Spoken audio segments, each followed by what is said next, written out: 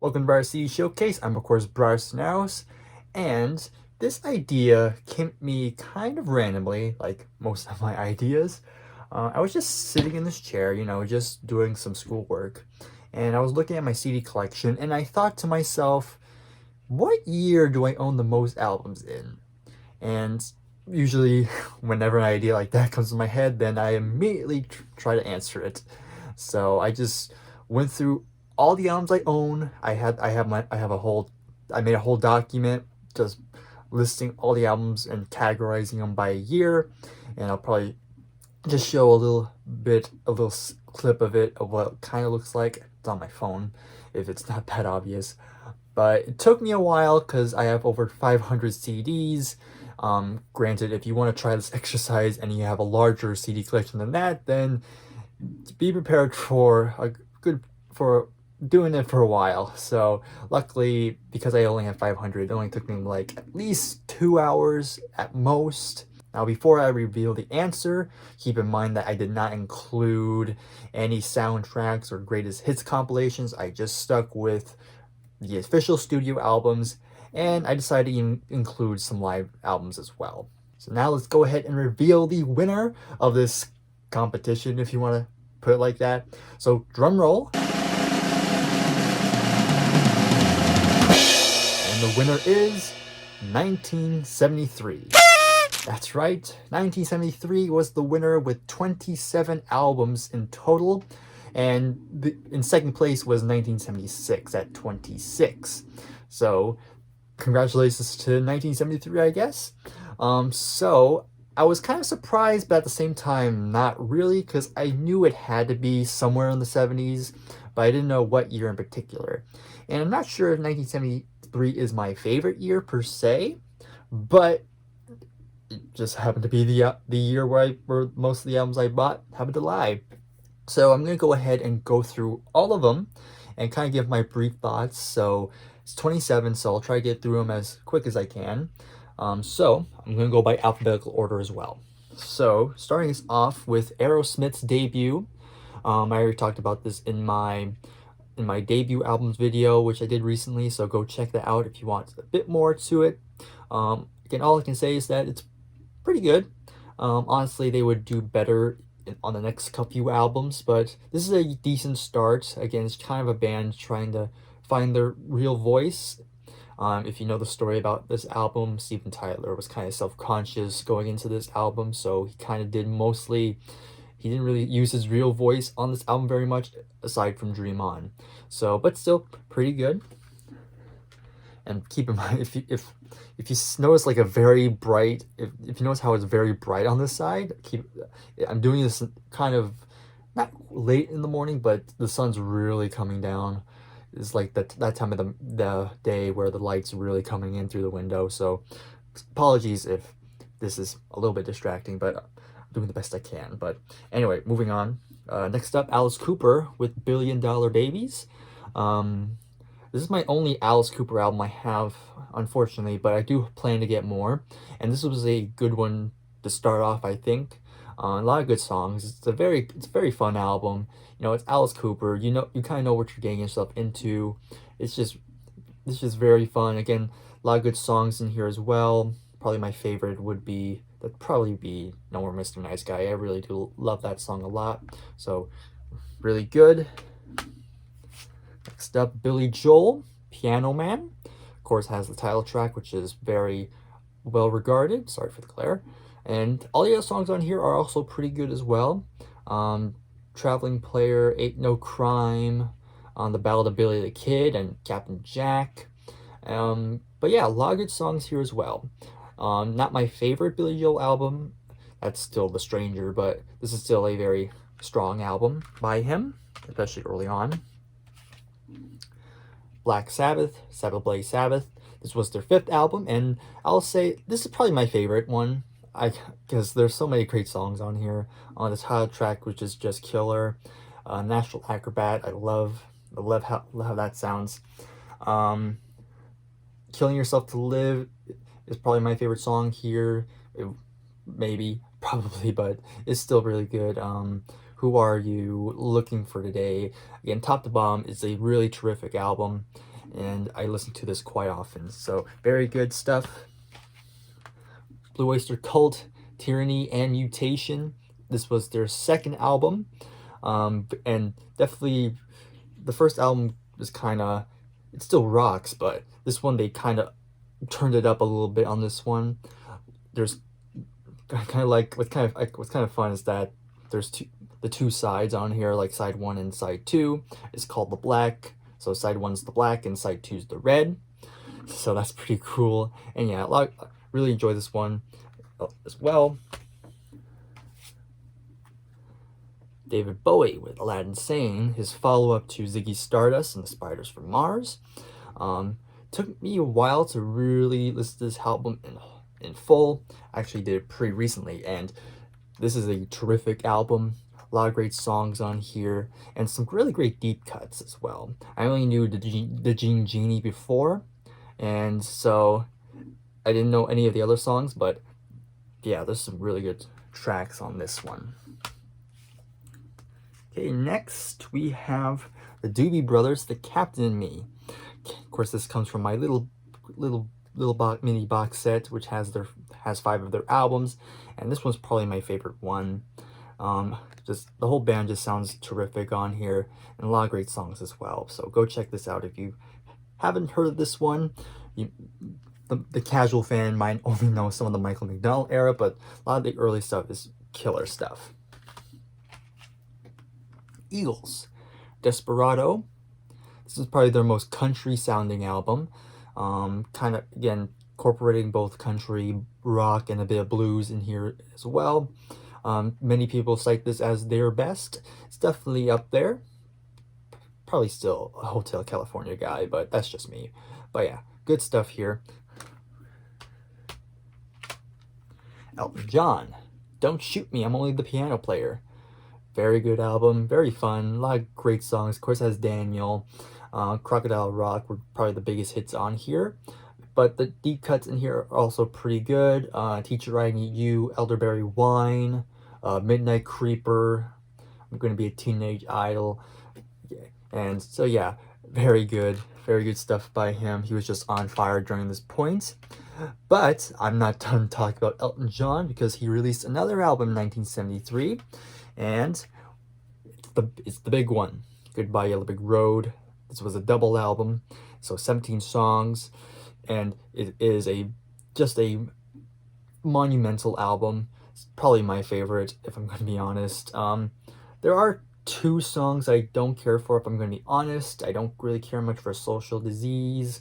And also probably my least favorite song is Jamaica Jerk Off, which nowadays probably isn't really that appropriate for this current age, but yeah, but if you take that away, it's still not my favorite. I don't really like the keyboard sounds on it. It just sounds very, very, I don't know, tacky, if you want, that this best describes it. But yeah, 1973 was a big year for Elton. Emerson, Lake and Palmer, Brain Cell Surgery, very good album. Again, not the hugest Emerson, Lake and Palmer fan, but I definitely respect them. I got this at a thrift store, I think, and sounds pretty good. Of course, this one's best known for the final track, Carnival 9, which is very, very epic track, very good, and all the other songs in here are also pretty good. So yeah, very good. I'm glad I got this. Now, like I said before, I did include live albums. So there's only one, I think, in this whole stack, and that's Genesis Live. Yeah, it's only 5 songs, which is kind of disappointing, but yeah, but the live cuts on here are really good, and probably has the definitive version of The Knife. Just sounds great. I mean, Phil Collins and Steve Hackett really add so much to some of that early, like that early Genesis stuff, and all the other songs are very good as well. If you don't know, that they were supporting Foxtrot at this time, and yeah, they sound incredible during this time. Of course, might as well. I know you can see some cracks on him on here, but probably the biggest fault with this particular DVD is that if you look closely, the little middle part, broken, so there's really not much holding this in, so I gotta be careful when I handle this. So hopefully one day I can replace it. But yeah, that's Genesis live. However, not only did Genesis release a live album, but they also released a studio album. And this is it, Selling England by the Pound. Definitely one of my favorites, definitely in the top 5, I think. Just so many good songs on here. Starts with Dancing with the Moonlit Night, and then it goes up to I Know What I Like in Your Wardrobe, First the Fifth, Battle Epping Forest, The Cinema Show. Yeah, just so good. And definitely, and I think this is a good like starter album if you want to get into Genesis. But yeah, great stuff. Absolutely love it. Okay, we're sticking with some progressive rock. So far we're kind of, actually the next few are very proggy. Gentle Giant, Octopus, the first one I ever bought by them.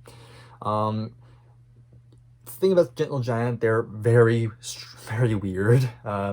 It's definitely prog rock on, I wouldn't say acid, I guess prog rock on acid, if you want to say it, if that's the good way to describe it. But it's really good. But it's really good though. First listen, you'll probably be like, you probably won't get it on the first few listens, but definitely give it a few more chances, and it's just incredible musicianship here. Again, very good. I mean, yeah, they're definitely very underrated. But yeah, very glad I got this. Jethro Tull, A Passion Play. This was the follow-up to Thick as a Brick. And many say this is probably not as strong as Thick as a Brick, but I think there's still some good moments on here. I just want to point out, does anybody get creeped out when they look at this album cover? Because if you see the ballerina, you just see that, you just see her face on it. It's just kind of creepy if you think about it. But yeah, like I said, good moments on here. Definitely not as good as Thick as a Brick, but still some good moments here. On this particular DVD, they kind of put it as one song, which is fine, but I kind of would have preferred if they kept it like it was, if it was on a vinyl where they had it separate. But it's alright. Almost done. We're definitely past the halfway mark. Next step, King Crimson, Larks, Tongues, and Aspic. This was the second one I listened to, and oh boy, this was so different from In the Court of Crimson King, which I've learned to always expect to have each album sound kind of very different from the last one. But yeah, this is a good one. This is a 40th anniversary edition. It comes with a CD and a DVD. Of course, the CD comes with the original album with some bonus tracks, and the DVD has some live videos on here, and even the 5.1 surround sound mix, which I don't really need. I don't really have that set up, but yeah, very, very cool. Yeah, very good album. Berlin by Lou Reed. This is a concept album, very depressing one. Fair warning if you want to check this album out. If you know Lou Reed, you know what you're gonna get. But yeah, it's a great album, but you probably need to be in the right mindset when you listen to this one, because like I said, it's pretty depressing. Leonard Skynyrd, their debut album, pronounced Leonard Skynyrd. Gotta have some Southern rock in here at some point. But yeah, very, very cool, very good album. I Ain't the One, Tuesday's Gone, Simple Man, Mississippi Kid, of course, that's Freebird, of course. But yeah, very good album. Montrose, of course, again, just a reminder if you don't remember, this is Sammy Hagar's first big band he was in. He's right on the side there. You can't really see him, but he's there. But yeah, very good. The guitar work is just very killer for the time. Very heavy. So yeah, I recommend you check this one out if you're curious on what Sammy Hagar was doing in the early 70s. Of course, we can't talk about 1973 without mentioning this album. What's there else to say? It's a classic for a reason. It's a perfect album. I mean, like, everything just goes so well together. It's so cohesive. And yeah, it's amazing. I mean, Dark Side of the Moon, Pink Floyd. I mean, how, if you've not heard this yet, what's wrong with you?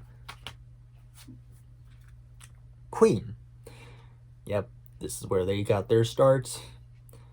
I'm not gonna say too much because, as you know, they're my favorite band of all time. So, of course, I'm gonna love this. All right, we have a few more, so we're almost done here. Okay, next step, Renaissance. The Ashes Are Burning. Love Renaissance. I definitely want to get more of their albums. I only have 2, but so far I'm just so blown away by them. Just so many great. This is just some excellent progressive rock, and the lead singer is I just love her voice. This is her right here. I can't remember her last name. I know her first name's Annie. Actually, let me just see here. Annie Haslam. I hope I said that right.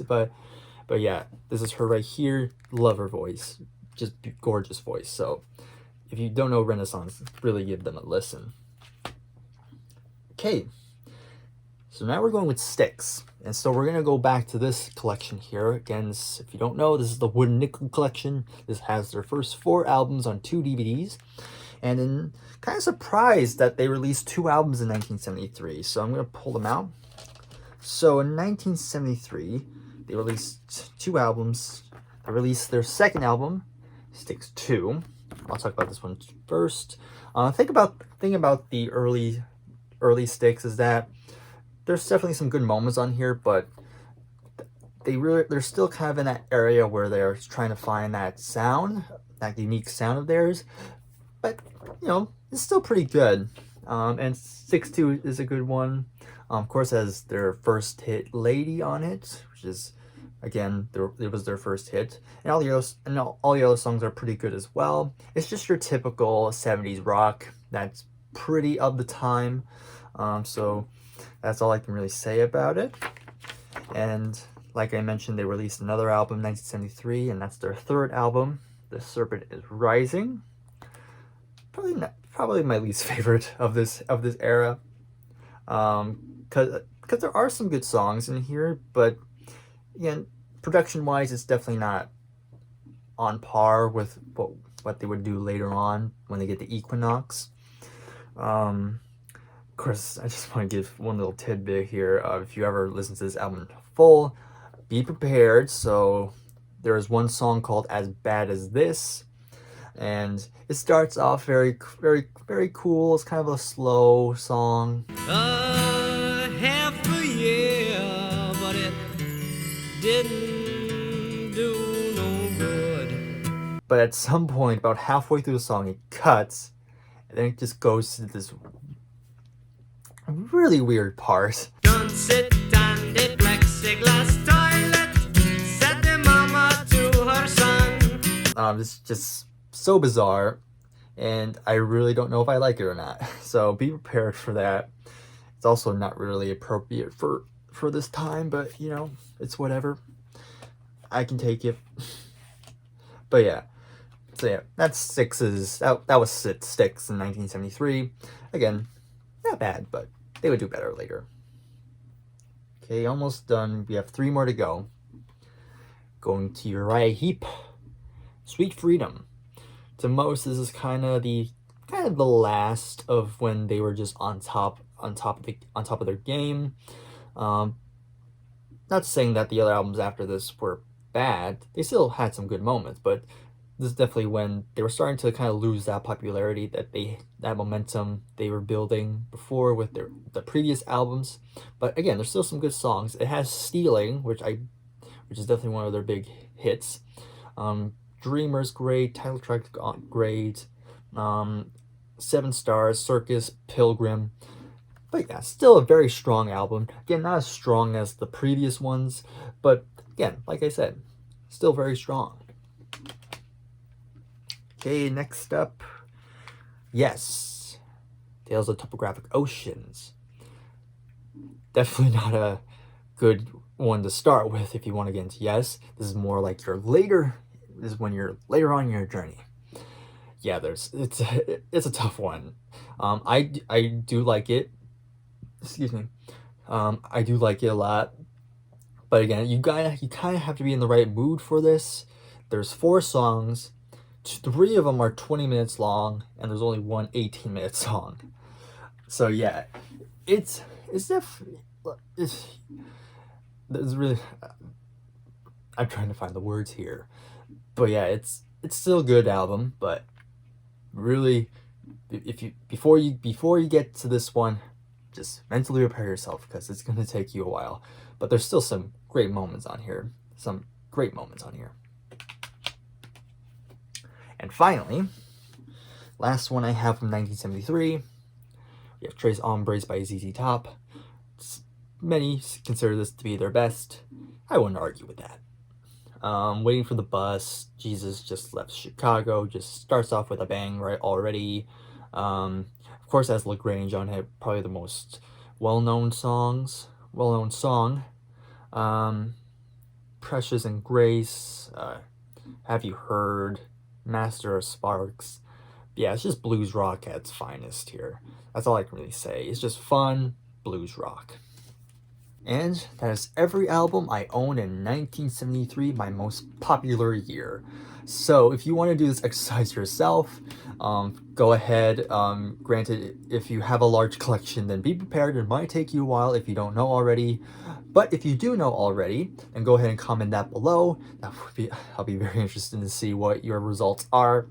Other than that, then if you enjoyed this video, then please go ahead, give it a like, and please subscribe so you don't miss any uploads. Ring the bell, of course. And one more announcement. If you look behind me, there's definitely some CDs here that aren't in the collection. And that's because that's going to lead me to the next video I'm going to do, which is, of course, my end of the month roundup of all the CDs I purchased for this month. So look forward to that. So thank you very much for watching once again, and I'll see you in the next video. Take care, and goodbye for now.